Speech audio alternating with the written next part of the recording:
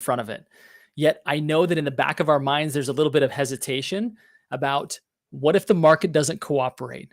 What if things are really challenging in this real estate market? Today, I'm going to address those concerns. We're going to talk about finding motivated buyers and sellers. You and I both know that life gets a lot easier when we're having lots of conversations, and those conversations are with people who are motivated to make a move. In today's episode, I'm going to go into exactly that. If you'll give me here just a second, I'm going to share my screen, and we're going to dive right in. Some of you are familiar with the book that I authored called The Upstream Model. Today, I'm going to be talking about that, but in terms of very specifically what's happening in today's marketplace. So let's just go ahead and dive right in. I think the big question on all of our minds is, how do I not just survive, but how do I thrive in the coming year? Like, I want the full bowl of strawberries. I want the full bowl. And I think that's how we all are. Like, we aren't willing to say if the market's going to be down 50%, meaning 50% of the transactions that happened in, call it 2021 and the first half of 2022, I'm not willing to cut my pay in half to get there. I think you and I both agree that there are simply have to be new strategies and ways in which we go about doing that. Yet at the same time, we're faced with the reality of that many of the people that we're talking with are telling us this: you know what? We are going to wait and see what happens, which is causing a lot of us to have maybe some meditative moments, right? To say, I wonder how I navigate around this.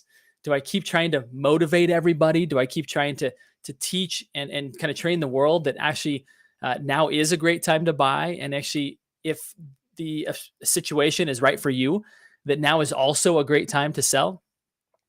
The challenge that we're facing is that sellers are attached to last year's equity and buyers are attached to last year's interest rates.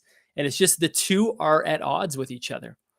I oftentimes compare it to this. I was on a flight to Denver a few months ago, and I noticed that the airline steward who was serving the people behind me hooked his foot underneath my seat. And I felt it. I looked back, and I heard the conversation because the people who he was serving recognized it as well.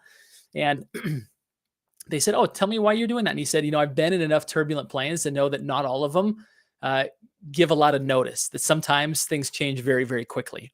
Now, maybe some of you have been on a flight like that where you don't have time. The pilot doesn't have time to come back and say, "Everybody get to your seats. Please buckle up. We're going to be experiencing some turbulence." It's all of a sudden the plane drops 50 feet and people's heads are hitting the ceiling without any notification. I feel like that's what's happened in our real estate market, is that the pilot didn't have a chance to say, "Everybody get back to your seats, buckle up. This is going to be a little bit of a bumpy ride for the next little bit, and then we'll come out of it." Instead, interest rates shot up to fight inflation. And as a result, all of us in the industry, our heads are like hit the ceiling. We're like, holy crap, what just happened? Right? And sellers are like, what just happened to my equity? And buyers are like, what just happened to my buying power? Like overnight, seemingly, right? It happened very, very quickly. And so I think that's what we're experiencing, is this shift, but not a normal kind of shift that gives us some time to get there. And so, when we consider this, the big question is, how do we find motivated buyers and sellers? Because anyone that has the luxury of time to say, you know what, I'm just going to wait. I'm going to wait and see what happens. That's what they're saying. That's what they're thinking. And so we've got an option, right? We can just be like, okay, I guess I'll settle for less. I guess I'll cut my goals in half, right? No, right? Any good coffee mug meme will tell you otherwise. Like, never settle. That's not what we do. We don't wake up in the morning and say, I'm going to settle today. We say, no, I'm going to figure out another way. So option one is to settle. Option two is to maybe have a new strategy, right? Option two is to not necessarily try to motivate buyers and sellers, because we'll go broke and crazy trying to do that with everybody. But rather better would be to find motivated buyers and sellers. Now, maybe some of you have had teammates in the past that you've had to try and motivate, and it's exhausting. What's way better than that is to just find motivated teammates. So my question to you is, can we do that same thing? Can we just go find motivated buyers and sellers? And then the big question is, how do we find those people? Okay. Just, there's going to be a QR code available at the very end, which I'd be more than happy to send you the slides to this. And it'll be a quick kind of survey to just get your feedback on what was shared today. So would welcome any feedback that you have. So be watching for that QR code at the end. again, I'll be happy to send you the slides. For those that don't know me, again, my name is Justin Stoddart. I'm a family man first. This is my beautiful wife slash superhero that helps me to raise these amazing 6 humans. So these 7 on this little couch here are my world. Absolutely love them. For those, again, that don't know me, my podcast, Think Bigger Real Estate, is top 3% global. And the book that I authored, The Upstream Model, which we're talking about today, was a international bestseller in multiple business categories. Just in case you don't know who I am. My mission really is to become the most transformational coaching partner in real estate. And let's jump back into now the topic of how do we find motivated buyers and sellers. You and I both know that there are seasons of life, times when things are different for people. And sometimes it's new births, sometimes it's new deaths, sometimes it's households dividing, sometimes it's households coming together, sometimes it's people moving to a new city, taking new jobs. All of those things most oftentimes result in some sort of change in structure, change in the building in which you live and operate. And when those things happen, there are opportunities. And those people oftentimes do not have the luxury of saying, I'm going to wait until next year. Here's what I would ask you to consider are the 8 Ds, as I like to call them: divorce, diamonds, people getting married, death, diapers, devastation, diplomas, downsizing, and new destinations. So each of these, within each one of these maybe categories, include people who are going through these life transitions, different seasons of life. And as a result of this, they are needing to have a different house, a different place to live, potentially even a different place to work. But again, the question is, how do we find these highly motivated buyers and sellers, people that are going through these stages of life? Do we just kind of do what we've always done, which is in our database, right? We just continue to love on everybody, knowing that maybe 50% of them are going to be highly motivated or going to be motivated at all, potentially, right? And a far smaller percentage are going to be actually motivated, highly motivated to do something right away. Because if we do this, again, it's kind of like digging for a needle inside of a haystack. And that's how many are going about it. I guess I'll just have a bigger haystack. I guess I'll just try and move through that haystack faster. Well, what if rather than searching for bigger haystacks or faster ways to sort through those haystacks, what if instead we went looking for stacks of needles? Forget the haystacks. Start looking for stacks of needles. Now, this story may resonate with some of you. I was a high-end home builder for a number of years, working for somebody else, decided to branch out and do my own thing. And I assumed that it would be just as easy to bring in these big, beautiful custom home clients as he had made it appear. Yet I quickly found myself on the outside looking in, trying to get my line in the water. And I realized it was a very crowded shoreline. People had been there longer than I had, and they seemed to have an unfair advantage over me. Well, I quickly realized that rather than hanging out where everybody else was hanging out, I could get upstream. I could go find a professional partner who already had all the clients that I wanted. They were, in essence, a stack of needles, right? All the clients that they were serving were going to need a builder next. The same is true with you in real estate, is that every one of the clients that you want has a relationship with another professional right now. These professionals have stacks of needles that can avoid you having to go broke and crazy trying to sift through large haystacks. So rather than having a big database, lots of work and lots of expense for a small number of referrals, the alternative is the upstream model, which is this: a small database of upstream partners, which is less work and less expense to receive a large number of referrals. Now consider these 8 Ds in terms of what it might look like for you to approach professionals or to identify professionals.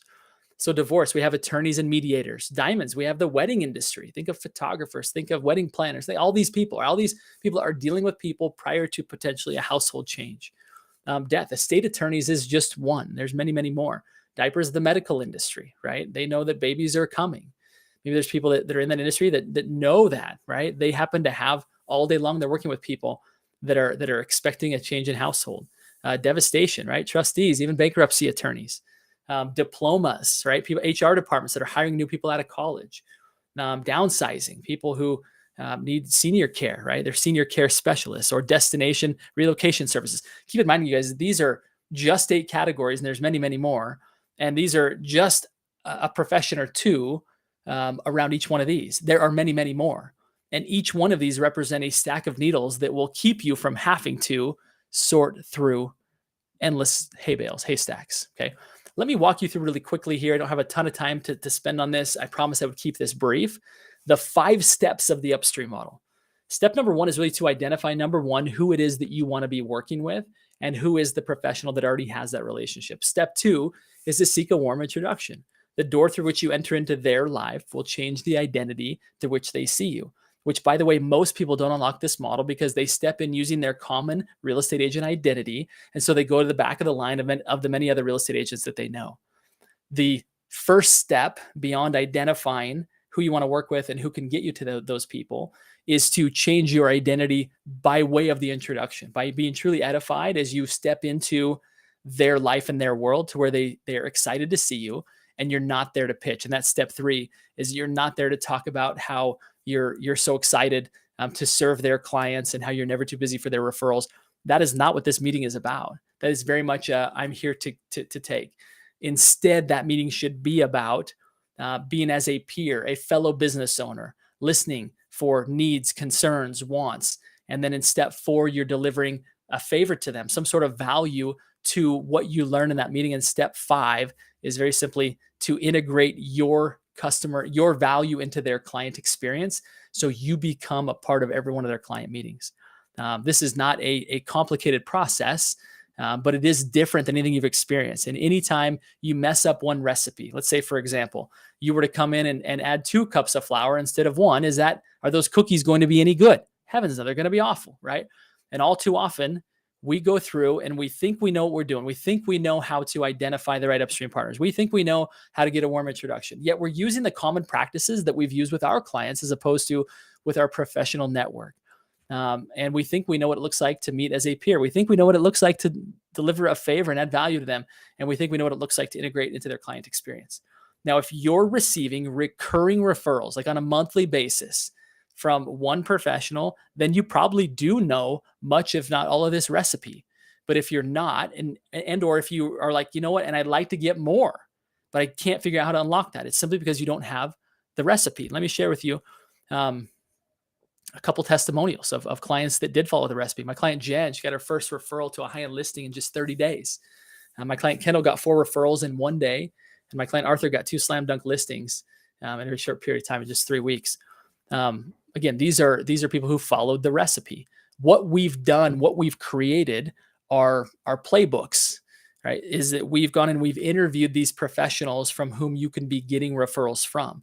We've identified specifically what their concerns are and how to change the identity, step into their world, and add value to things that are relevant to them right now.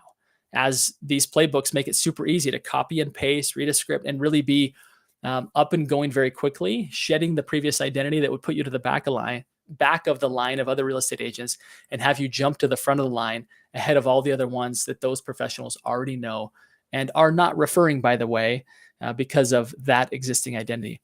So and I'm going to put a quick QR code here. Hopefully that shows up on your end. If you're interested in getting access to these slides, you can have those 5 steps so you can even gain some of the other metaphors and examples that I shared. Please do just scan this. It'll give you a quick little survey that will give me some feedback, as well as at the same time give you what you need in order to start implementing this into your business. And if I can be of help to you, of course, please let me know. And very excited to spend just a few minutes with you all today. If you have any questions, please reach out to me. And in the meantime, I would encourage you to do what I always tell you to do, which is to go think bigger and quit, by the way, quit hanging out in haystacks. Go find those stacks of needles. Talk soon, my friends. Bye-bye.